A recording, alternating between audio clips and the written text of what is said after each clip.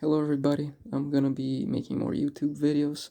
I'm gonna be using this more of a diary than anything else, but if you wanna listen to what I have to say, you're more than welcome. So today I'm gonna be talking about why Chris does the things that he does in Deltarune. So it's very clear that Chris is unhinged. So yeah, he can very seen in the lore, he can be seen pulling pranks on Noel, just being a complete little pest of a small child. And that's fun for the story and everything. I think it's fun having imagine a little Chris just like that. But it really affects the story because most people don't think about what happens or what happened before you, the player, started controlling Chris. So let's start from the beginning, shall we? Chris starts at, getting taken to Monster Town, maybe as a baby, maybe as an adopted kid, and it's very, obvious that there are monsters and humans in this world. And for some reason, Chris is the only human in a monster, in a town filled with monsters, Monster Town. So you would have to imagine that it's pretty difficult for a human child to fit in a town filled with monsters because kids are kids. They're gonna see a different kid and they're gonna think they're weird. Oh, why don't you have any horns? Where are your feathers, your scales? Oh, you're weird. And that's why Chris starts using the red horns so he can fit in. So he used the red horns and, he's just unhinged. And he has his brother Azriel, Noel as a friend, Des, and Susie that's more of a bully. But we'll get to Susie later. So Chris grows up, gets closer to Des, Noel, and Azriel, and boom, Des goes missing. Noel's sister, Des, just goes missing. And then he grows up. He gets slightly more introverted, colder, starts doing less pranks. Could be because Des went missing, but I don't have a theory for that. And then Azriel goes away for college. And he goes for college, if I remember. He goes away for college. And then, we can very clearly see that Azriel has the most accomplishments in between him and Chris, with his half of the room being filled with trophies, medals, achievements, a computer, a lot of stuff under his bed, decorations, while Chris's half of the bedroom is just filled with absolutely nothing. I don't think there's like even a single trophy in his shelf. I could be wrong though. So after Ezreal goes away, we can very clearly see that Chris gets colder, not just in the control of the player, but overall he gets colder, more introverted, less unhinged. That's because in my theory, my headcanon, Chris thought that Ezreal was the only one that he could be truly honest, truly him with. Because he's the only one that he's ever actually fitted in with, a brother. And after he goes away, there's no one else for him to play with, for him to talk to. Sure, he could talk to Noelle, but he doesn't fit in. He didn't grow up with Noelle. She's not family. That's the thing. And then, boom, you, the player, get control of Chris.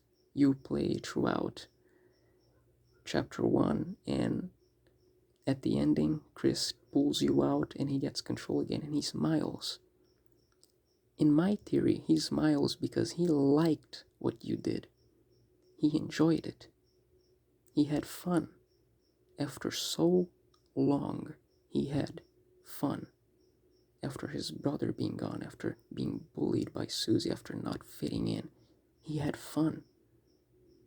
That's the thing. That's the theory. He decides to be unhinged again. And then chapter 2 starts. And in chapter 2, you take control again. But in chapter 2, ooh, things get different. In chapter 2, it depends on what you do. What you do changes Kris's reaction, not your reaction, but Kris's. If you do the Spampton fight, Kris doesn't like it at all. If you say you're okay, you know, the scene where Susie asks you if you're okay, and you say yes, Kris reluctantly nods his head, and Susie catches on it and she doesn't believes Kris. But if you say no, Kris is no longer under your control. If you say yes, he's reluctantly doing. If you say no, that's something he wants to do, so he just screams it. So that's the great thing about Toby, and I love that Toby Fox doing this, being able to understand that the player and Kris are a separate being. And then when that happens, you can truly understand where this is going.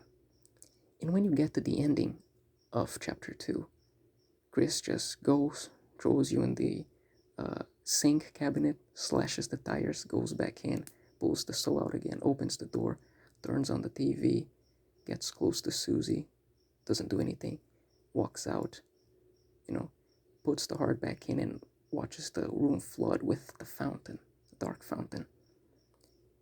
And that's the part where it really gets you. Because in the first chapter, he smiles, he's happy. Doesn't matter what you do. Doesn't matter if you do the weird route, doesn't matter if you do the normal route. He's happy. But in the second one, it also doesn't matter what you do. He doesn't smile, he just does it. And my theory is that Kris just became introverted. He didn't have any friends. His brother went away. He didn't have anybody to talk to. He just felt so alone. And when you got control, he didn't have the option to be introverted anymore. He had to do whatever you did. And what you did in chapter 1, he enjoyed it because he had fun. He liked it. He got to be unhinged. He got to have friends. He got to talk. He got to walk around. In chapter 2, he starts to realize that that's bad. There's some things that he doesn't want to do, but you do it. In chapter 1, maybe he doesn't understand that the dark world is actually real. He just thinks, oh, it's something I can have fun, something I can play in. And then he doesn't realize, oh, these are actual living beings. And in chapter 2, he starts to realize. He screams when you say no in Spampton, in the Spampton dialogue option, because he doesn't want to be controlled. He wants to say something, but he can't, not unless you allow it. And that's the thing. Now we're gonna go back to Kris's childhood to really emphasize more why he does the things he does. So everybody's seen the Apple part of the lore. That Apple Noelle's blog part of the lore, right? She has a blog and she's saying how Susie just bullies Kris and everything. In that Apple part, where Susie just bites an apple, throws it at Kris. Kris blocks it, takes a bite out of the apple while smiling and being smug, and Susie just throws him at the wall, taking him by his neck, if I remember. I don't know if that's emphasized in the text. But what I do know is that part where Kris says something, Noelle can't hear it, and Susie just bolts out the door. A lot of people have theories for that. Maybe he's saying something like, oh, your parents don't like you. Oh, this is not going to change anything, or something like that. But I've never seen anybody actually think that maybe he just said, sorry, please don't hurt me, you're hurting me. Nobody ever thought of that, because that Kris is not the player controlled Kris. That's just a normal human that can feel pain, that can feel sadness, anger, all of that. And you have to remember that Kris is unhinged. So Susie taking a bite out of an apple, trying to bully him and just throw the apple at him, and he just blocks it, catches it, and takes a bite, and just is smug about it, just smiles, and that's setting Susie off. And you have to understand that maybe he didn't expect that, so he's just taking him by the neck and just throwing him on the wall, and that actually hurting him. Maybe he just said, "I'm sorry, please don't hurt me." And Susie saw that. And we all know that Susie, she will go to far lengths. She will threaten somebody, she will hurt somebody severely, but she will not disfigure or kill somebody, even if she threatens to do so. That can be seen with the Lancer fight that she has, where you, the player, don't have control. She just hits Lancer again and again and again and again. And when the killing blow comes, when Lancer doesn't run away, she gives up. So if she actually hurt Kris in a severe way where it could disfigure or actually kill him, she felt bad, she got scared, and she ran away because she didn't mean to do that. And you have to understand that she's been bullying Kris for a long time, maybe ever since they were little kids. That's not the first time that she bullied him. She's been bullying him for a long time. And then the part where Susie runs out the door, Noelle hides in a locker. Kris walks out of the room and she just says, "Holy cheese and crackers." Like, holy cheese and crackers. Just inside of a locker room, and Kris just goes back, opens it, and she's there, you know? A lot of people think of that as like, oh, if Kris really got hurt, wouldn't he just go home? Why would he care if there was something in the locker room? That's the thing, because Susie's been bullying Kris for a long time. After a time, it's, sad, but people get used to being bullied. They get hurt, they get bullied, but they get used to it. Susie's been bullying Kris for a long time, so maybe he just got used to it, got hurt, and he just went home, and he's just walking down the corridor, and he just hears, "Holy cheese and crackers," behind him, just like, what the hell is that? He goes to open, it's just Noelle, closes and just goes home. And that affects my theory, because at the ending of chapter 2, when Kris takes you, the player, the soul, puts you in between the cushions, turns the TV, opens the door, opens the dark fountain, he walks up to Susie. He doesn't smile or anything. He just walks up to Susie, just stands there for a few seconds, then goes to sit again and puts you, the player, back inside. That is a part of the theory that the player, Kris, hates Susie. I mean, wouldn't you, if you've been bullied by a dinosaur girl for years? She's hurting you and everything. I mean, everybody would. Anybody. But my theory is that he gets close to Susie because in chapter 1 he's just had fun. In chapter 2, he still hates Susie, but he actually starts to like her more as a friend.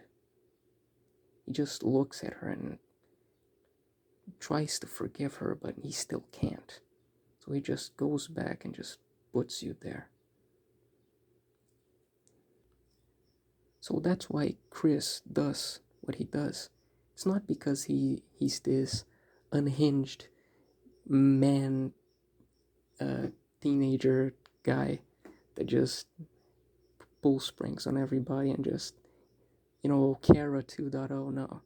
He's just this human that was born in a city and a town that has nobody like him. Everyone that he knew or liked just moved away, like Des and Azriel. And he got bullied again and again and again, got introverted, became introverted, and then he got controlled, have fun. He lost control of himself, and he has to fight for that control. He has to fight for being better and forgiving people. And that's my theory. That's my theory. He's not this, Oh, what did he say to Susie that made her run out the door? Oh, Gester's coming to get you, or something. No, no. He's just a normal kid. He's just a normal kid trying to have friends. He's just a normal kid trying to have friends. And he's just losing control. His entire life's being turned around. And he doesn't know what to do. He's trying to have fun, but he's trying to keep control. And he's trying to help the people that he likes. That's my theory. And well, since Deltarune chapters 3 and 4 are coming June 5th, hell yes, baby. I can't wait. We're really gonna get some confirmations maybe on my theories. And well, I have some theories for, I'm just gonna, do some premonitions of what chapters 3 and 4 and maybe the rest of the chapters could be. Considering that in chapter 2, Kris opened the door of his house, turned on the TV, and opened a dark fountain. Maybe, just maybe, the rest of the chapters could be just in the dark world. Chapters 3, 4, 5, 6, and 7 is just in the dark world. The entire town just became a dark world. And since everybody knows that the dark world is much bigger than the actual place, like a closet turns into an entire kingdom. Just imagine a town being turned into a dark world. It turns into an entire planet. So my theory for the next chapters is that each section of the town could be guarded by gates, like the dark world from the locker, from the closet. When you are inside of the janitor's closet, you're in a dark world. But when they go to the actual like stuff closets where the things are, there's a gate, that giant golden gate. That's the gate that separates dark worlds. There's a dark world in the janitor closet, and there's a dark world in the stuff closet. Two different dark worlds, two different fountains, and that gate separates them. And there could be just that Deltarune turns into an open world game. Open world where there's a bunch of different sections. Kris's house, Toriel's house is a dark world. The streets is another dark world. And then there's Caddy's house, Grillby's, Sans's house. And all of them have these giant golden gates. There are a bunch of sections that are different dark worlds that you can go to. So you have to seal a bunch of dark worlds. You have to seal a bunch of fountains. You have to seal a fountain of Toriel's house. You have to seal the fountain of the streets. It could be that, or because I can't really tell how's that gonna work. Kris just opened a dark fountain and just left the door open. Can it seep outside? If it can't, well, it's just gonna be a door that anybody can walk into. Undyne is gonna receive the call from Toriel, gonna go over to her house, and like it's a dark void in there. So I don't know how that's gonna work out. And also, I'm gonna love to see how Toby Fox does stuff with different routes. So, chapter 2, Snowgrave route, Birdley's fucking dead, so he's dead. Or if he's not dead, he's in a coma. None the matter, he didn't wake up. He's still asleep. So, Birdley, how is that gonna work? Is Susie gonna like, oh shit, you killed Birdley, and then you're gonna be playing solo for the rest of the game? You're just gonna be doing a genocide route, just offing everybody, and you're gonna be playing solo, fighting your own friends. That's gonna be sick as hell to see. So that's my theory, and that's my premonition for chapters 3, 4, and 4, 5, 6. Who knows? Have a good one, and well, have a good night, have a good day. If I don't see you again, have a good evening, a good night, good morning. I don't know, a Truman Show. Sleep well.